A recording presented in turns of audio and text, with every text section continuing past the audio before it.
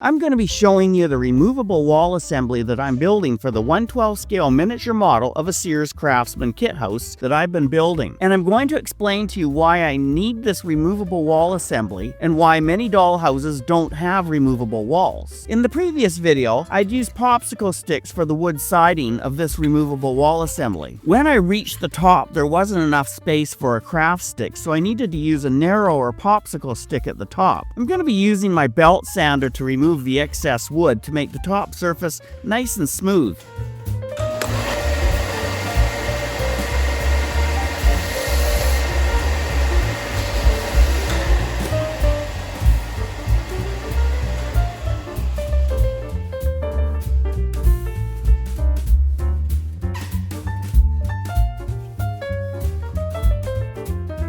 I'm using craft sticks for the wooden siding of my miniature house model.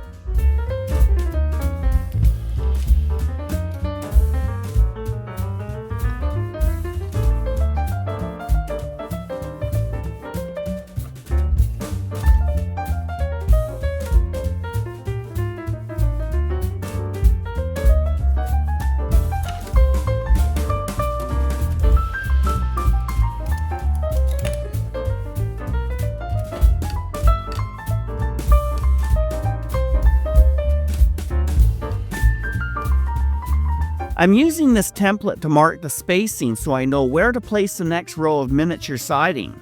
I did a more detailed video some time ago about showing you my tips and tricks for making miniature wooden siding for your dollhouse using craft sticks. I'll put a link in the description at the end of this video for you. Just need to give it a click and check it out. One of the things I noticed with the last package of craft sticks I purchased from the dollar store is that there were actually fewer craft sticks in the package and the price was still the same. I also noticed that many of the craft sticks were bowed and not completely flat. I guess they call this shrinkflation when you pay the same amount for something and you don't even get as much in the package as you used to get. And the quality isn't even as good. Anyway, I wonder if we should start stocking up on our miniature supplies since most of this stuff comes from China, and they say there's going to be a 25% tariff coming on this stuff. Let me know in the comments if the prices on miniature crafting supplies from China is going to go up in the new year due to this tariff stuff. These bows on the craft sticks created a bit of a problem for me when I was gluing the wooden sticks because I had to stop at spots and clamp the popsicle sticks to the wall assembly to keep them flat while the glue dried. The quality of these particular craft sticks isn't as good as the ones I bought before. Hey, if you're enjoying my video, please hit the like button and maybe even consider subscribing. As a small YouTuber, it really helps me out.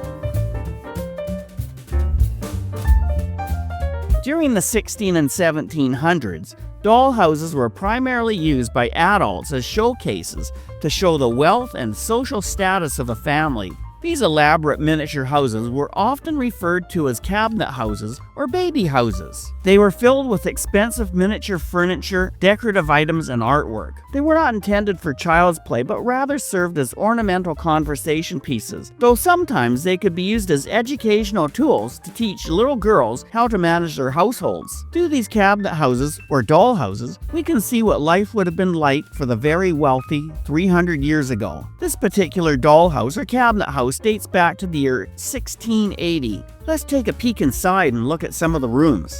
Notice the rooms are all in line, unlike the miniature which I'm building, which is based on an actual floor plan of a real house. The rooms are not all in line like in a doll house. This house has 2 stories and a peat loft upstairs. Peat has been used for fuel for the last 2,000 years. It was a useful alternative to firewood and used for cooking and heating in Europe. Here we can see the linen room, which was a dedicated space used to store linens such as bed sheets, pillowcases, towels, tablecloths, napkins, and other fabric items used in these homes for the very wealthy in the 1600s. Linen was very valuable and expensive during this time, so having a specific room to store and care for it was very common in these privileged homes. Some wealthier homes had a nursery which was dedicated to the care and upbringing of young children, like this one here. The nursery would often be staffed by a nanny who would be responsible for feeding, bathing, and entertaining the children. The room would be filled with toys, cribs, rocking chairs, and other child-friendly furniture. It was a place where the children could learn and grow under the watchful eye of their caregivers. This room is a reception room.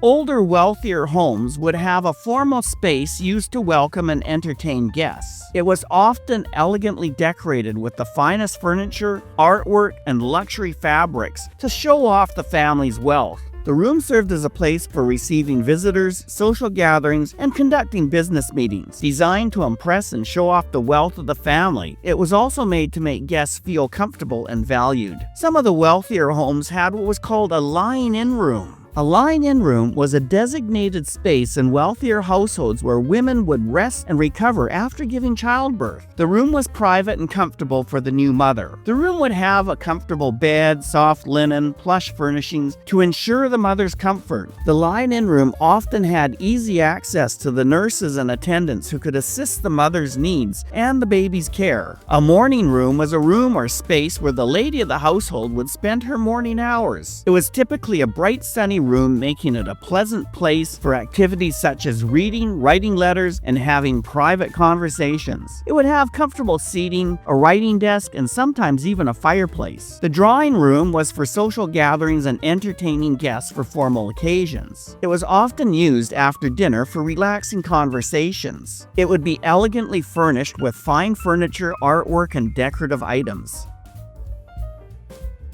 You'll notice quite a few gaps in my wood siding. I'm going to be filling these gaps before I paint the siding. I'll do that in a future video. It'll have a much smoother appearance once this is done. I finished installing the siding on the second wall of the removable wall assembly. I'm going to be putting the siding on the third side of the U-shaped removable wall assembly. One of the things I noticed on this side of the wall is that the middle stud in the miniature wall assembly wasn't quite flush with the other two wall studs of the wall assembly. As a result, it took longer to apply the siding to this wall because the popsicle sticks wouldn't sit flat. I had to clamp the popsicle sticks down until the glue dried. It was more time consuming than I'd anticipated. Had I noticed this, I could have sanded the high portions of the wall before I started applying the miniature siding. Oh well. I finally got the siding applied to the third wall of the removable wall assembly. Looks pretty good. Hey, there's the video I told you about earlier. The one about applying miniature wooden siding. It's more in depth and hopefully will be more helpful to you if you're installing wooden siding to your miniature models and doll houses. Give it a click and check it out.